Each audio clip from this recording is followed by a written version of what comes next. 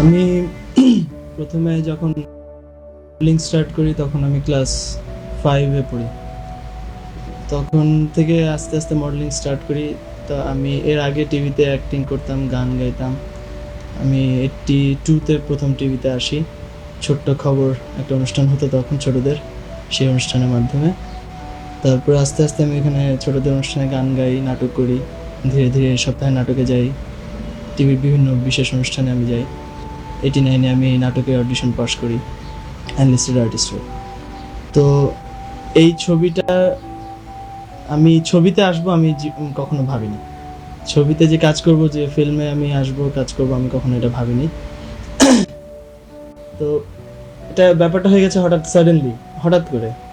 আমার অ্যাড টিভিতে তখন যাচ্ছিল, ফান্টা। তখন আমার কাছে যখন প্রপোজালটা আসে, ফান্টার একটা অ্যাড যাচ্ছিল, রেগুলার অ্যাডটা চলছিল।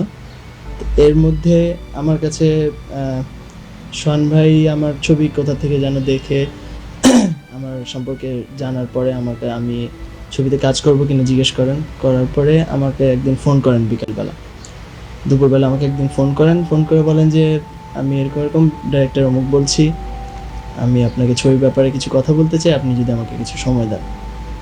আমরা দুজন বসলাম, একসঙ্গে বসে কথা বললাম। তো এর মধ্যে উনি আমাকে ছবিতে প্রপোজাল দিলেন যে আমি এরকম এরকম বোম্বের কেয়ামত সে কেয়ামত তকের বাংলা করছি, তো আপনি যদি এটা করতে চান, আপনি যদি করেন, আমি খুব খুশি হব। তো ব্যাপারটা আসলে হঠাৎ করে আমাকে এরকম করে ফিল্মের প্রপোজাল দেওয়াতে আমি একটু মানে মানে আমি বুঝতে পারছিলাম যে কি করা উচিত। হঠাৎ এরকম একটা প্রপোজাল আসা, আর আরেক দিক দিয়ে ভালোও লাগছিল। আমি আসলে অ্যাকচুয়ালি আমি প্রথম দিকে আমি কখনো ভাবিনি যে আমি ফিল্ম লাইনে আসবো বা ফিল্মে অ্যাক্টিং করব। ভেবেছিলাম মডেলিং করব, অ্যাক্টিং করব, ওটা শখের বসে আমরা করতাম আগে। কিন্তু ফিল্মে অ্যাক্টিং করব অ্যাজ আ প্রফেশনাল আর্টিস্ট, আমি কখনো এটা ভাবিনি। এনিওয়ে, তারপরে শরণ ভাই আমাকে যখন প্রপোজালটা দিলেন, তখন একদিক দিয়ে আমার ভালোও লাগছিল, কারণ কেয়ামত সে কেয়ামত তক আমি যখন ফার্স্ট দেখি, আমির খান জুহি চাওলার সেই কেয়ামত সে কেয়ামত তক যখন আমি প্রথম দেখি, তখন আমি ভেবেছিলাম যে এত সুন্দর ছবিটা, যে এত ভালো লেগেছিল আমার কাছে আমির খানের অ্যাক্টিং, জুহি চাওলার অ্যাক্টিং, যে ওটা দেখার পর আমার মনে হয়েছিল যে আমি যদি এই ক্যারেক্টারটায় আমি কাজ করতে পারতাম, বা এরকম একটা ক্যারেক্টার আমাকে কেউ দিত, অথবা এই ছবিটাই বাংলাদেশে যদি হতো, আমি যদি সেটাতে অ্যাক্টিং করতে পারতাম, তাহলে আমি খুব খুশি হতাম, আমার মানে কাজ করে খুব আনন্দ পেতাম। তো সেই স্বপ্নটা যখন সোহান ভাইয়ের মুখ থেকে সফল হতে যাচ্ছে দেখে আমার কাছে মানে একদিক দিয়ে আনন্দও লেগেছে, আবার ডিসিশনের অভাবেও ভুগছিলাম যে আমি করব কি করব না, কিভাবে কি করব, এরকম একটা ভাব। যাই হোক, আমি ওনাকে বললাম ঠিক আছে, আমি আমার প্যারেন্টসের সঙ্গে কথা বলি। বাড়িতে আসলাম, এসে বাবা মাকে জিজ্ঞেস করলাম। তাদের প্রথম প্রথম একটু অমত ছিল, তারপরে আমার উৎসাহ দেখে তারা বললেন ঠিক আছে তুমি করো। বাস, এই সোহান ভাইকে বললাম যে ঠিক আছে আমি করব।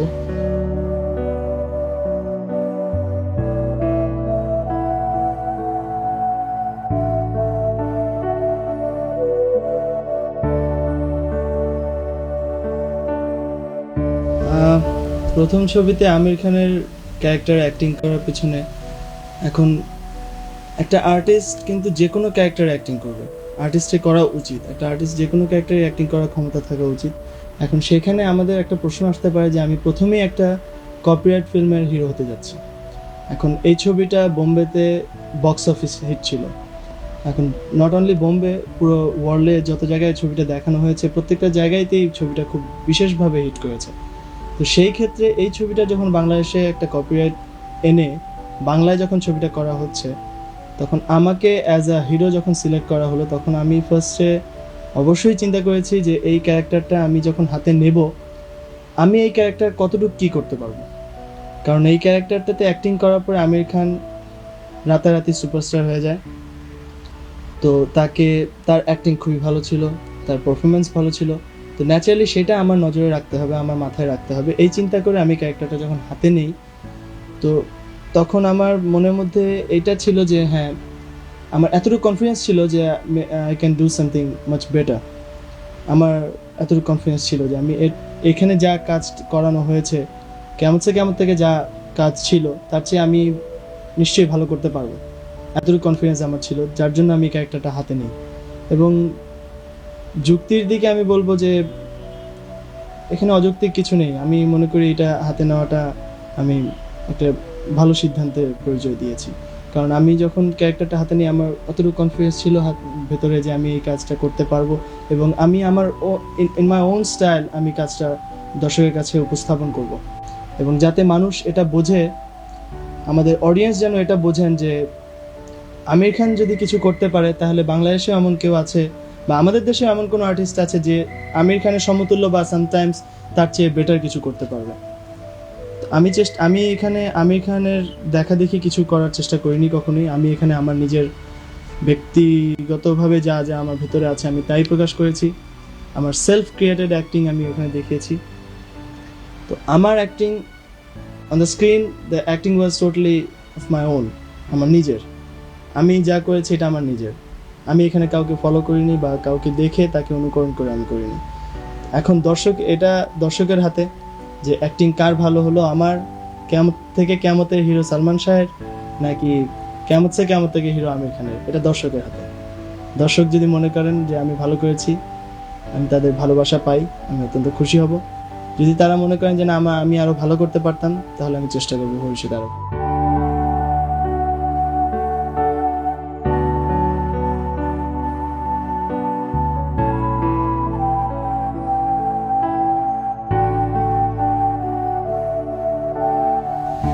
জুহি চাওলার সাথে মৌসুমীর মানানসই ব্যাপারটা অবশ্যই মানানসই, কারণ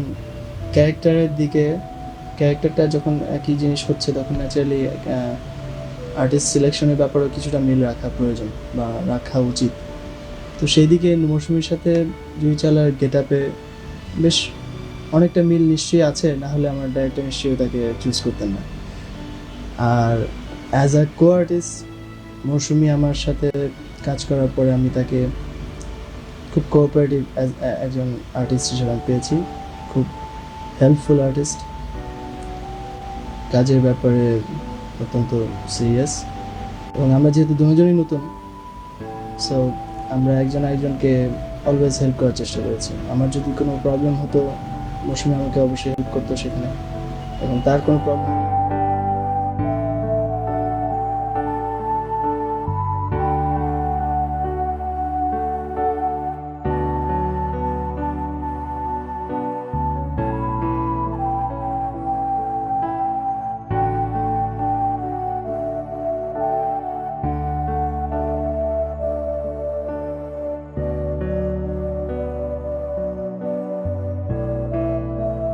এই ছবিটা স্টার্ট করার আগে ন্যাচারালি আমার অনেক প্ল্যানিং ছিল, যে পুরো ছবিটা আমার জানা ছিল, প্লাস স্ক্রিপ্টটা আমার হাতে ছিল, বাংলা স্ক্রিপ্টটা স্টাডি করার পরে আমি প্রতিদিনই স্টাডি করতাম স্ক্রিপ্টটা নিয়ে, প্রত্যেকটা সিকোয়েন্স আমি ভালোভাবে স্টাডি করেছি। প্লাস এই ছবিটা আমি প্রচুরবার দেখেছি, বহুবার আমি ছবিটা দেখেছি। দেখে আমাদের বাংলা স্ক্রিপ্টটার সাথে মিলিয়ে আমি পুরোপুরি স্ক্রিপ্টটা মুখস্থ করার চেষ্টা করেছি, যে স্ক্রিপ্টের মধ্যে কী চাচ্ছে, ক্যারেক্টারে কী চাচ্ছে। তো ক্যারেক্টার স্টাডি করার পরে আমার ন্যাচারালি অনেক প্ল্যানিং ছিল যে আমি এই ক্যারেক্টারটা এইভাবে ফুটিয়ে তুলবো, এই সময়ে এই সিকোয়েন্সে আমি অ্যাক্টিংটা এইভাবে করব, অনেক রকম প্ল্যানিং ছিল যদিও। কিন্তু সত্যি কথা বলতে আমি ছবিটা কাজ শেষ করার পরে আমি যখন স্ক্রিনে দেখলাম বা ডাবিংয়ের সময় যখন আমি লুক দেখছিলাম, তখন আমার কাছে I am not that much satisfied. আমার অ্যাক্টিংয়ে আমি ততটুকু স্যাটিসফাইড হতে পারিনি, কারণ আমার কাছে যতবারই আমি দেখছিলাম, যতবারই আমি আমার অ্যাক্টিং স্ক্রিনে দেখছিলাম, তখনই আমার কাছে মনে হয়েছে যে আমি বোধহয় I could do something much better, এর চেয়ে তো অনেক ভালো করতে পারতাম। তো তখন তো শর্ট হয়ে গেছে, শুটিং হয়ে গেছে, কিছুই করার নেই। তো আমি চেষ্টা করবো আমার এই মনের যে ইচ্ছা, যেটা আমি পূরণ করতে পারিনি, মানে পরিপূর্ণ তৃপ্ততার সাথে আমি যে অ্যাক্টিংটা আমি করতে পারিনি, সেটা আমি আমার ভবিষ্যতে অভিনয়ের মাধ্যমে এটা করব। এবং এটা আমার মনে হয় যে একটা আর্টিস্ট পরিপূর্ণ তৃপ্তির সাথে কাজ করতে হলে অনেক সময় প্রয়োজন, ধীরে ধীরে আস্তে আস্তে। কিন্তু তবু আমার কনফিডেন্স অনুযায়ী আমি যতটুকু করতে চেয়েছি বেশ খানিকটা করতে পেরেছি, কিন্তু একেবারে তৃপ্তভাবে কাজ যেটা বলে সেটা আমি হতে পারি আমার মনের দিক থেকে। আর আরেকটা হচ্ছে যে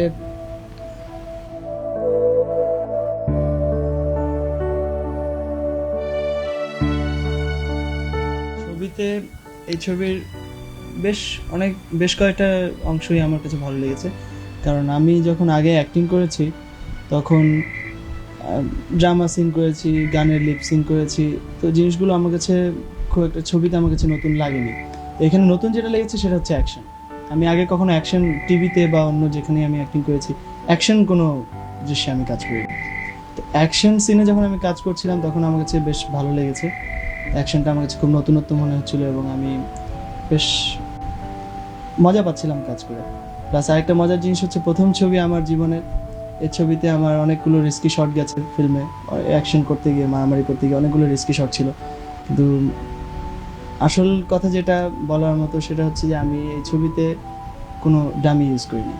আমি আমার নিজের শটগুলো সব আমি নিজে দিয়েছি। তো সেখানে নিজের একটা আত্মপরিতৃপ্তির একটা ব্যাপার ছিল যে আমার নিজের শট আমি নিজে দিচ্ছি, বেশ ভালো লাগছিল, বেশ ভালো লাগতো।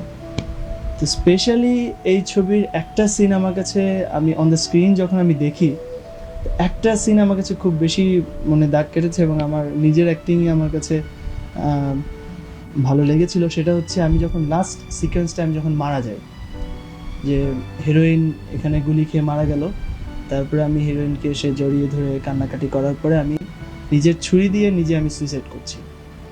তো সেই মুহূর্তের যে অ্যাক্টিংটা, সেই যে ফিলিংস, সেই যে এক্সপ্রেশনটা, সেটা আমার কাছে বেশ ভালো লেগেছে। জানি না দর্শকদের কাছে কেমন লাগবে, তবে সেই সিনটা আমার মনে দাগ কেটেছে অনেক। আমার কাছে পুরো ছবির মধ্যে ওই জায়গাটা কাজ করে আমার মনে হয় এখন আমার কাছে ভালো লেগেছিল।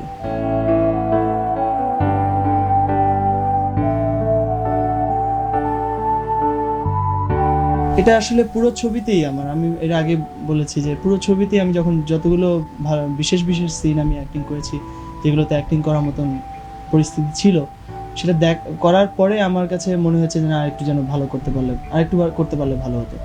কিন্তু আমার ডাইরেক্টরের চোখে এটা ঠিক ছিল। তার একটা জিনিস আমি দেখেছি যে তিনি একটা শট যখন আমার কাছে ভালো মনে হলো, তিনি যতক্ষণ পর্যন্ত মনে করতেন না যে এটা ওকে হয়নি, ততক্ষণ পর্যন্ত টেকটা করতেন। এটা আমাদের জন্য খুব ভালো ইয়ে, কারণ আমরা ভালো মনে করলেও কিন্তু আমরা এটা বুঝবো না যেটা ভালো হচ্ছে কিনা। তো এইভাবে অনেকবার টেক করার পরেও দেখা যায় যে খুব ভালো ভালো শট বের হয়ে এসছে। তো সেভাবে কাজ করার পরে আমি বেশ কয়েকটা সিনের মধ্যে বেশ কয়েকটা জায়গায় আমি নিজেকে মনে করেছি যে না, আমি অ্যাক্টিংটা একটু করতে পারলে বুঝি আমার কাছে ভালো হতো। এটা অনেক জায়গায় মনে হয়েছে, কোনো পার্টিকুলার কোনো সিন আমার কাছে লাগেনি।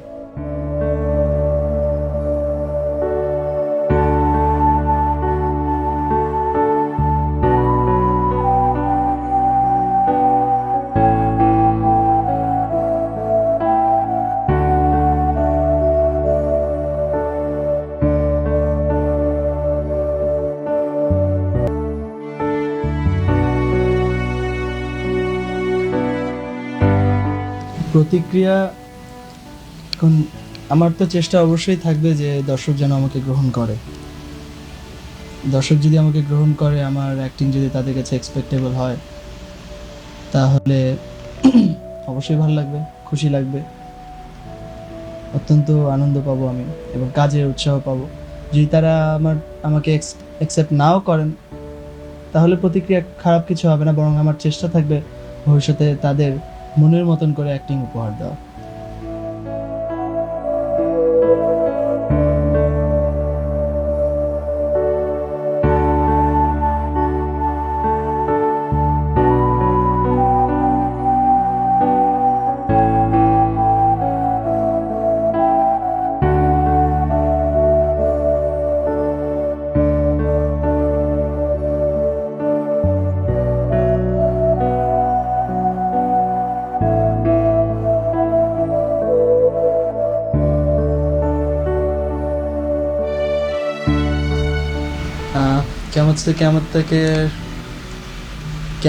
কেয়ামত যেটা আমাদের, সেটার আমার কাছে ভালো লেগেছে আমার ফার্স্ট এন্ট্রি যেই গানটায় পাপা कहते हैं, আমাদের এখানকার বাবা বলে ছেলে নাম করবে, সারা পৃথিবী তাকে মনে রাখবে, এই গানটা আমার কাছে ভালো লেগেছে।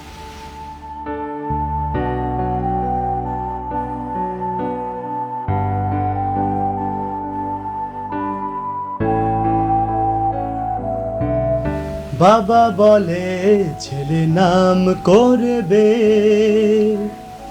সারা পৃথিবী তাকে মনে রাখবে, শুধু এ কথা কেউ জানে না আগামী দিনে ঠিকানা। বাবা বলে ছেলে নাম করবে। Thank you. বাবা বলে ছেলে নাম করবে, সারা পৃথিবী তাকে মনে রাখবে, শুধু এ কথা কেউ জানে না আগামী দিনে ঠিকানা। বাবা বলে ছেলে নাম করবে।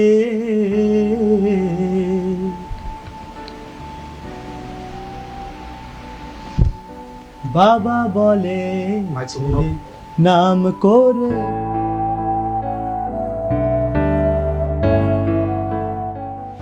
বাবা বলে ছেলে নাম করবে, সারা পৃথিবী তাকে মনে রাখবে, শুধু এ কথা কেউ জানে না আগামী দিনে ঠিকানা। বাবা বলে ছেলে নাম করবে।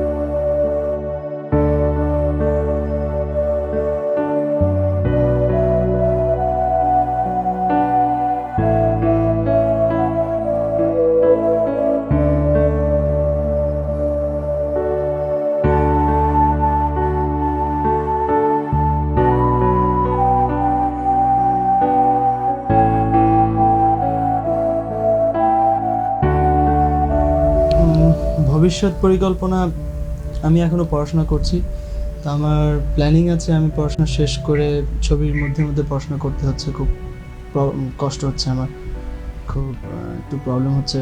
তো পড়াশোনা শেষ করার পরে আমি পুরোপুরি, যদি আমাকে দর্শক চায়, দর্শক যদি আমাকে ভালোবাসে, আমি যদি দর্শকের ভালোবাসা পাই, তাহলে আমি পুরোপুরি ছবিতে ইনভলভ হব এবং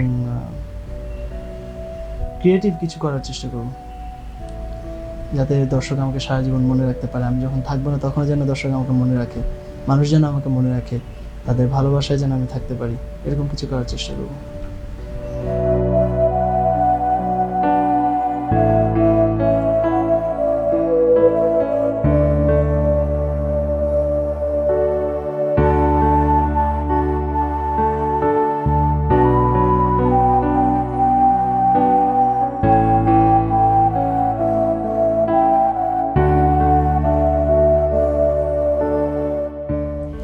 সবাইকে আমি অনেক ধন্যবাদ জানাচ্ছি এবং তাদের কাছে আমি অত্যন্ত কৃতজ্ঞ থাকবো, কারণ জীবনের প্রথম আমি ছবিতে হিরো হিসেবে আসছি এবং প্রথম ছবিতে তারা আমার সঙ্গে কথা বলতে এসেছেন, তাদের ভালোবাসা আমাকে দিয়েছেন, তার জন্য তাদের কাছে আমি কৃতজ্ঞ থাকবো। আর এই অনুষ্ঠান, এই প্রোগ্রাম ভিডিও ম্যাগাজিন যারা দেখছেন, তাদেরকে আমি অনেক ধন্যবাদ জানাচ্ছি কষ্ট করে আমার কথা শোনার জন্য, এবং তাদের কাছে আমি দোয়া চাইবো যেন আমি ভবিষ্যতে তাদের মনের মতন অভিনয় উপহার দিতে পারি। আপনারা সবাই আমাকে দোয়া করবেন। Thank you very much.